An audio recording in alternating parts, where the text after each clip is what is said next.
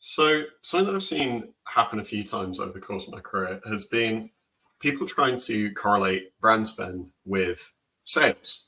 When you launch a new brand campaign, often you get some kind of team trying to see an immediate uptick in sales or leads or anything, whatever it might be that you're looking to generate completely. And I think this comes down to a pretty consistent misconception about what brand is meant to do and how it works and how we kind of measure the impacts of brand marketing in ultimate results. So the first important thing to note is that brand awareness campaigns and leads or results generated by them are largely uncorrelated in terms of time. And I think the easiest way to think of this is to think back to your own buying experience. So often seeing an ad is not a trigger for you to go out and buy that thing. We constantly get served ads for cars, for example, on television, for example. That doesn't trigger me going out to buy a car.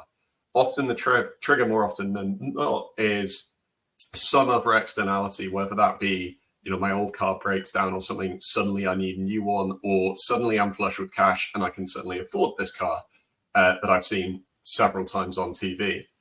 And the same is true of other product, whether it be like trainers or anything like that, where an ad is not going to prompt me to go out and buy that. It's going to be needing a new pair of trainers, and the same thing applies to everything. So we shouldn't expect our ad to actually match up with an increase in sales or some immediate kind of impact, because these ads don't drive people to market.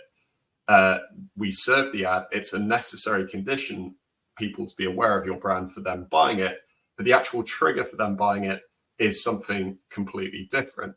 So I think where this has really come from has been, I think, the really classic Binet and Field chart, which is something like, mistake there, which goes something like this, where it shows brand spend going up in steps and the impact slowly increasing over time. And that is a chart. It's meant to be a simplification of what brand is. You often always get like a activation guide here as well, where it's like something like this. And this chart exists because it makes things very simple. So this is sales over time. But it doesn't, I think this red line, the step changes suggest an immediacy that doesn't exist in real life.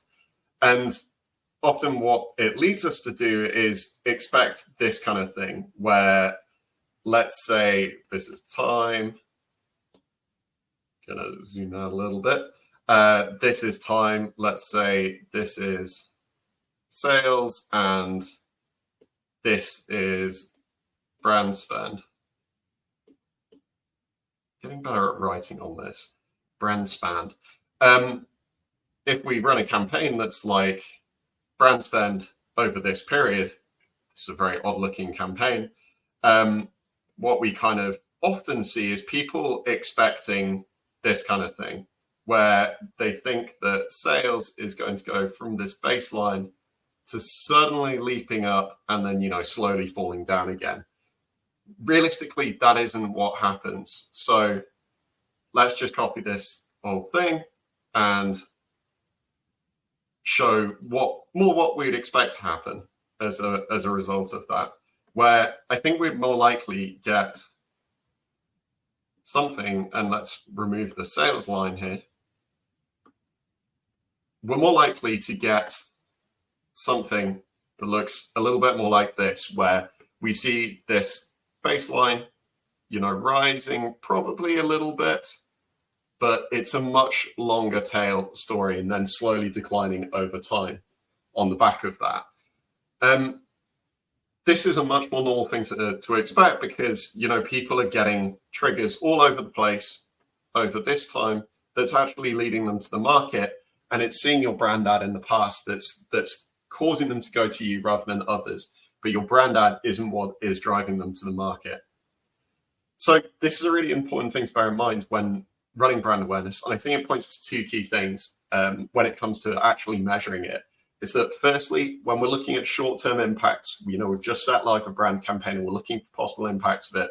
We need to look for other measures other than immediate sales. Immediate sales is a flawed measurement of the success of that campaign. And then secondly, in the longer term, we need to come up with better ways, and we need to employ better ways and more sophisticated ways of actually identifying what this lift is over time and what has been driven by your brand ad. So hope that helps if you're running a brand campaign soon, and don't jump the gun if you don't see that immediate rise in sales that you were expecting.